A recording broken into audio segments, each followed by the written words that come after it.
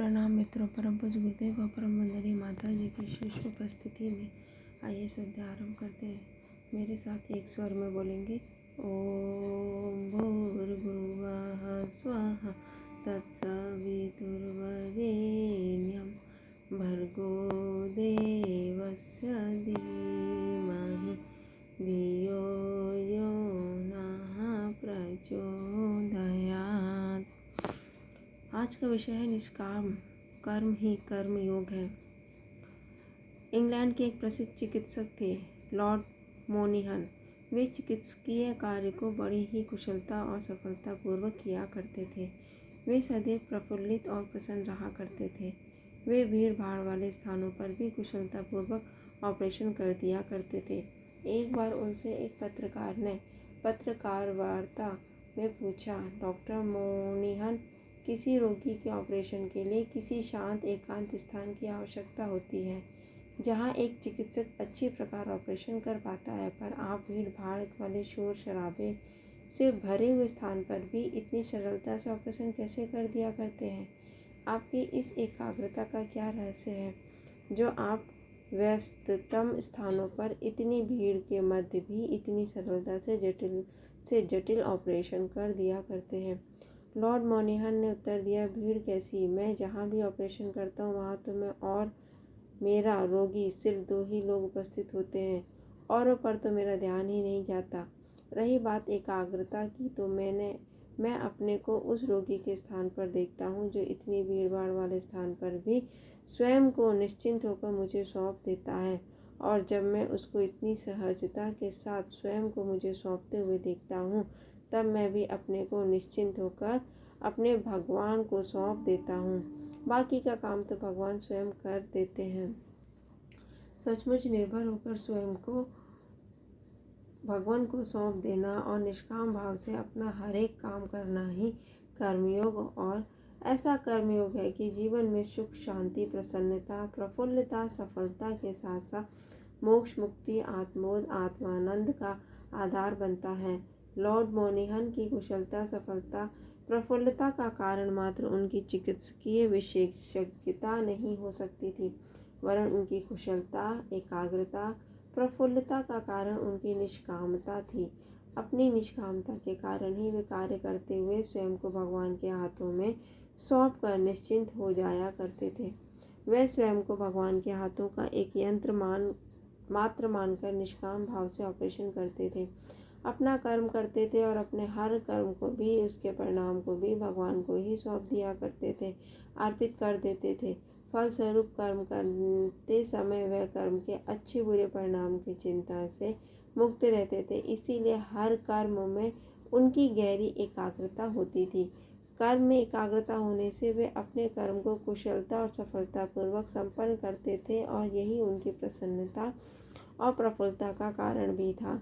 सचमुच कर्म करते समय स्वयं को अकर्ता और भगवान को ही कर्ता मानकर स्वयं के साथ साथ कर्म के परिणाम को भी भगवान को सौंप देना, यही निष्कामता और यही निष्कामता ही कर्मयोग है, और यह कर्मयोग ही भौतिक और आध्यात्मिक सफलता का आधार है। एक सामान्य व्यक्ति कर्म का अनुकूल परिणाम मिलने पर अर्थात सफलता पाने पर खुशी से फूला नहीं समाता, और कर्म का प्रतिकूल परिणाम पाने पर रुदन करता है, हताश निराश हो जाता है और सदैव दुखी रहता है।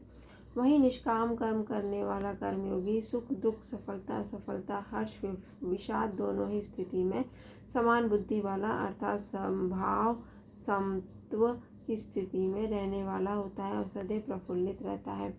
फल और आसक्ति के साथ किया गया हर कर्म हमारे लिए कर्म बंधन पैदा करता है, हमें सुख और दुख रूपी बंधन में बांधता है। सुख भी बंधन होने के कारण दुख ही है। सुख के प्रति आसक्ति भी अंततः दुख का ही कारण होती है, और दुख तो दुख है ही। इसीलिए हमें सच्चा सुख और दुख दोनों से मुक्त हो जाने पर ही मिलता है। कर्मयोग हमें सुख और दुख से मुक्त कर शाश्वत सुख, परम सुख प्रदान करता है। अस्तु फल और आसक्ति को त्याग कर स्वयं को तथा स्वयं के हर एक कर्म को भगवान को सौंपकर केवल भगवत समतत बुद्धि से कर्म करने का नाम ही कर्मयोग है। यही निष्काम कर्मयोग है, यही समतत योग है। गीता के अनुसार जो मनुष्य कर्म में अकर्म देखता है और जो अकर्म में कर्म देखता है वह मनुष्यों में बुद्धिमान है। जिसके संपूर्ण शास्त्र सम्मत कर्म अर्थात शुभ कर्म, सत्कर्म, पुण्य कर्म बिना कामना के, बिना फल की चिंता के और बिना आसक्ति के होते हैं तथा जिसके समस्त कर्म ज्ञान रूपी अग्नि के द्वारा भस्म हो गए हैं, उस महापुरुष को ज्ञानी जन भी पंडित कहते हैं। जो पुरुष समस्त कर्मों में और उनके फल में आसक्ति तथा सर्वथा त्याग करके संसार के आश्रय से रहित हो गया है और परमात्मा में नित्य तृप्त है, वह कर्मों में भली भांति बरतता हुआ भी वास्तव में कुछ भी नहीं करता। ऐसा आशारहित पुरुष केवल शरीर संबंधी कर्म करता हुआ भी पापों को नहीं प्राप्त होता। जो बिना इच्छा के अपने आप प्राप्त हुए पदार्थ में सदा संतुष्ट रहता है, जिसमें ईर्ष्या का सर्वथा अभाव हो गया हो, जो हर्ष शोक आदि द्वंद्वों से सर्वथा परे हो गया है, अतीत हो गया हो, ऐसी सिद्धि और असिद्धि में सम रहने वाले कर्मयोग कर्म करता हुआ भी उनसे नहीं बनता। जिसकी आसक्ति सर्वथा नष्ट हो गई है, जो देहाभिमान और ममता से रहित हो गया है, जिसका चित्त निरंतर परमात्मा के ज्ञान में ध्यान में स्थिति रहता है, ऐसे मनुष्य के संपूर्ण कर्म भली भांति विलीन हो जाते हैं। उसके हर कर्म अकर्म होने के कारण कोई बंधन पैदा नहीं करते, इसीलिए वह कर्मयोगी सदैव बंधन मुक्त होने के कारण आनंदित रहता है, प्रफुल्लित रहता है, मुक्त रहता है। जैसे प्रज्वलित अग्नि ईंधनों को भस्म कर देती है, वैसे ही परमात्मा ज्ञान रूपी अग्नि संपूर्ण कर्मों को भस्म कर देती है। कर्म योग हमें यह सिखाता है कि कर्म के लिए कर्म करो, आसक्ति रहित होकर कर्म करो। कर्मयोगी इसीलिए कर्म करता है कि कर्म करना उसे अच्छा लगता है और उसके अतिरिक्त उसका कोई अन्य हेतु नहीं होता। कर्मयोगी कर्म का त्याग नहीं करता, बल्कि वह केवल कर्म फल की चिंता, इच्छा अथवा आसक्ति का त्याग करता है और फलस्वरूप वह कर्म जनित दुखों से मुक्त हो जाता है।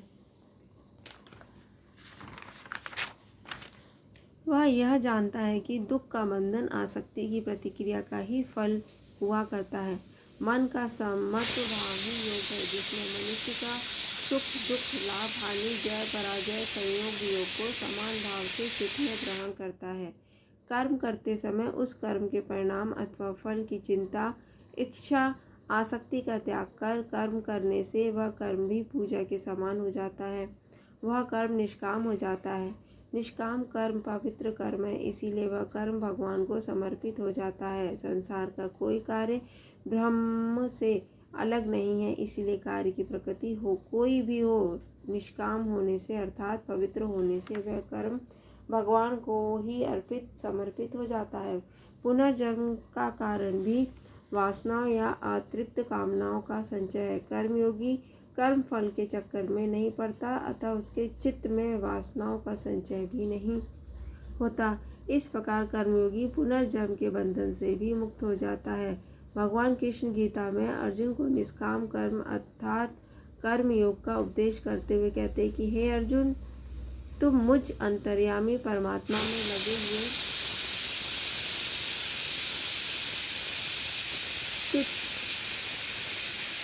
द्वारा संपूर्ण कर्मों को मुझ में अर्पण करके आशा रहित, ममता रहित और संताप रहित होकर युद्ध करो।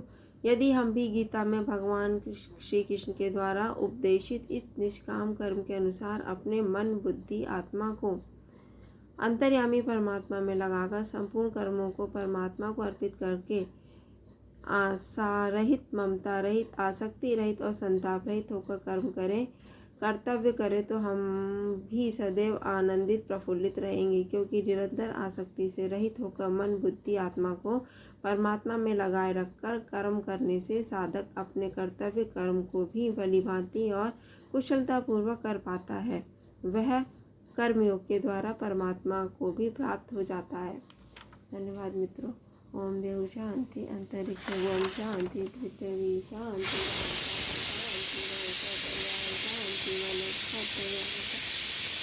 शांति, शांति सर्वं शांति शांतिरेव शांति सामा शांतिरेधि। ओम शांति शांति शांति सर्वादिष्टसु शांतिर्भवतु।